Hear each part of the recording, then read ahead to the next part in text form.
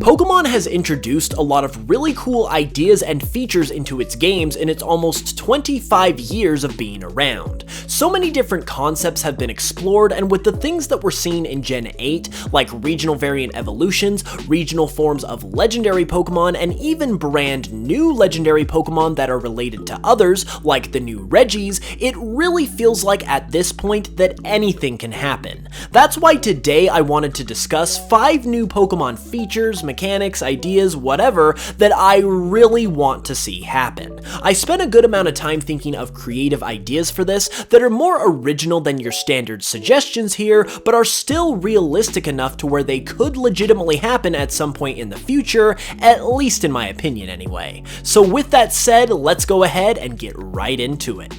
The first thing I want to go over here that I think would be the absolute perfect thing to include in a future Pokemon title are starter Pokemon who have branched evolutions for their final forms. Starter Pokemon in general are there to represent and be the player's introduction to 3 main things about Pokemon. 1, there's the choice you have to make between the 3, which begins your process of constructing a team. 2, they demonstrate type effectiveness and how that idea works, and 3, they show off the concept of evolution, being Pokemon that have a 2-stage evolution line. Well, if Game Freak were to introduce starters with branched evolutions, that would further emphasize the idea of choice in how you want to construct your team, as you'd have to choose which branch of the evolution you want to go for, and it also emphasizes the concept of evolution as well, and shows off another facet of how that can work in the games. So really, bringing branched evolutions into the equation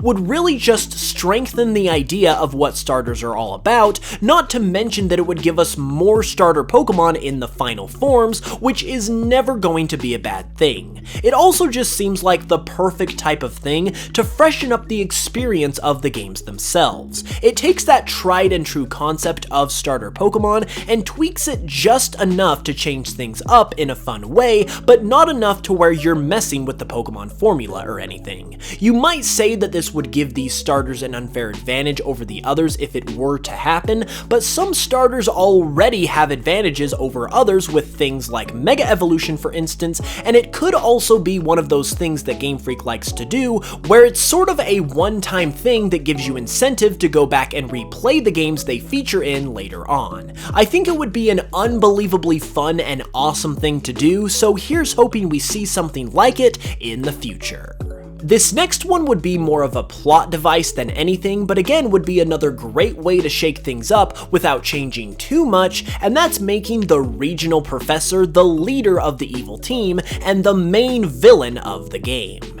If this were to actually happen, it would be a huge plot twist if done correctly, which any Pokemon game would greatly benefit from, seeing as how the stories of Pokemon games aren't usually given the highest level of complexity. Game Freak have kind of tried to do this sort of thing recently, making Chairman Rose and Lusamine seem like good guys when they really weren't, but it was also pretty easy to tell what was going on at the same time. On the other hand, if they did something like, and spoilers if you haven't played this game, Pokemon Coliseum, where the mayor of Phoenix City is revealed right at the end of the game to be the true main villain, that would be phenomenal. At least for me, that was a true shock that I was not expecting at all when I first played the game, and if the main Pokemon games could pull something off like that with the professor, it could honestly provide for one of the most enjoyable stories in a Pokemon game that we have ever seen. As a well-disguised professor that is your ally at the start of the game,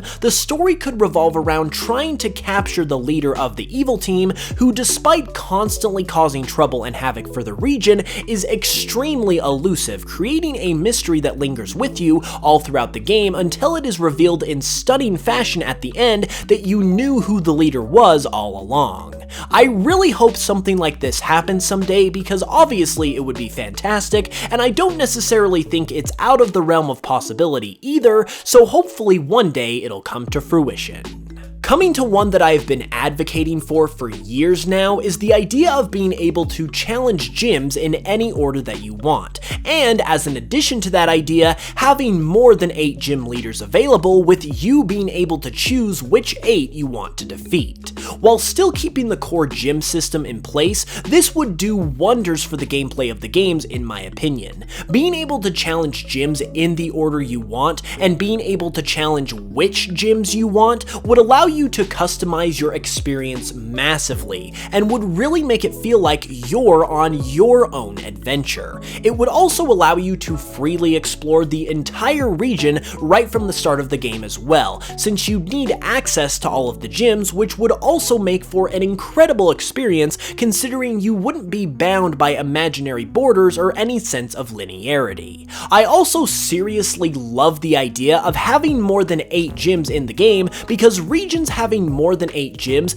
has been alluded to in the anime and is now even starting to become a thing in the games with Sword and Shield's minor league gym system, so if they were to fully embrace that idea and just let you go, allowing you to choose how your game progresses without even really overhauling anything from the core Pokemon experience, I might add, that would be an absolute home run, slam dunk, beyond incredible experience that is just too good not to be an actual thing. One workaround, however, that would have to be accomplished in order to make this a reality would be the leveling system, as every gym leader would essentially need to be around your level all at the same time, all of the time, in order for you to be able to challenge whichever one you want at any given point. And for that matter, the same would also have to be done for the wild Pokemon as well, so you could properly catch and train against them. That does seem like a tall order, I'm not gonna lie, but I feel like it could be remedied pretty easily simply by tying the levels of everything in the game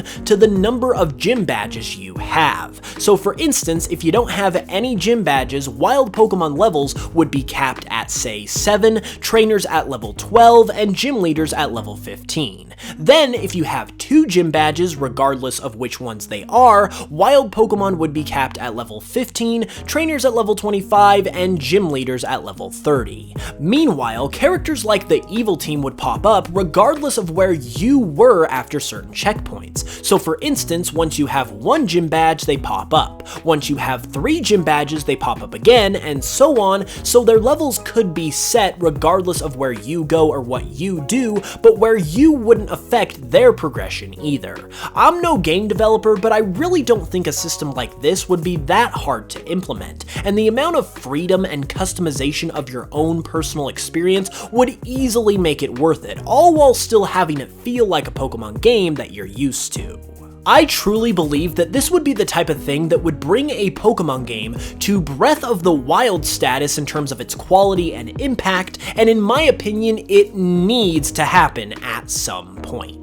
Next up is one that's kind of a follow-up to my last point and is a little more out there, so bear with me, but that would be gyms not having type specialties, or at the very least having multiple specialties. I know one thing that people tend to get tired or bored of with the gym system the way it is that if you have a Pokemon whose type is strong against the type of the gym you're facing, you can easily steamroll all of the gym's trainers and leader in a matter of minutes. The idea might be classic, but it does kind of become easy to deal with once you've played a Pokemon game or two. So I feel like if more gyms did not have a type specialty, or once again had multiple specialties, it could be a nice way to subvert the easier nature of the games and freshen things up at the same time. For instance, you could put types together that cover each other's bases. So with grass being weak to fire, for example, you could put water with it and have a gym that specializes in both, so you can't just walk in with your fire starter and burn the place to the ground.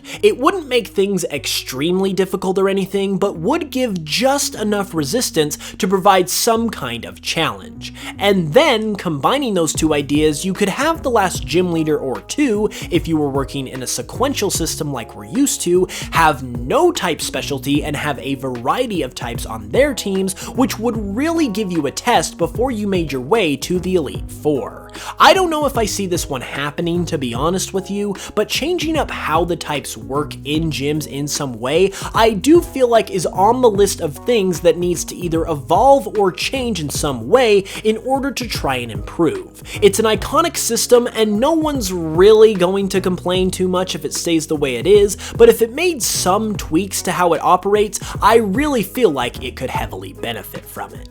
And last but not least, my final point is a lot more straightforward, and that's time travel. I just want to see some time travel in a Pokemon game, and I'm not sorry. Now, this has technically happened in Pokemon before, with the Celebi event in Heart Gold and Soul Silver, but it was such a brief moment with such limited gameplay, and it hasn't really happened outside of that, at least for the main series, so I felt like it was deserving to talk about. I also know that time travel is such a cliche concept, but it's nothing if not interesting, and some legit time travel within the main series Pokemon games, whether it involves going to the past, the future, or whatever, I honestly think would be amazing and has unlimited potential. I mean, the one time that they have done it, they dropped a bomb and told us that Giovanni is Silver's son. So imagine what else they could do if they gave themselves more than 5 minutes of gameplay time to work with. We could explore what the Pokemon world was like before Pokeballs, go to a future that maybe got destroyed by the evil team succeeding in their goals, we could meet older versions of classic characters. There are just so many possibilities, it's not even funny.